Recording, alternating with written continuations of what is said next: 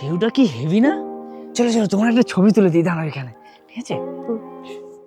আচ্ছা, ছোট থেকে মানুষ করলাম, এখন শুধু বইয়েরই তো ছবি তুলবি? মায়ের কথা কি আর মনে আছে? ঠিক আছে ঠিক আছে, তুলে দিচ্ছি। আমারও কিন্তু তুলে দিতে হবে। ও, আমার ফোনে না ব্যাটারি শেষ হয়ে গেছে, যাই যাই চার্জটা দিয়ে আসি।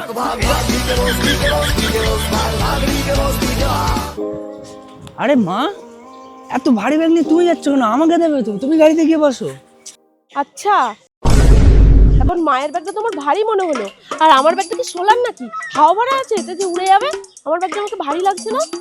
আরে না, আমি তোমার ব্যাগটাও তো নিতাম। থাক, সব জানা আছে।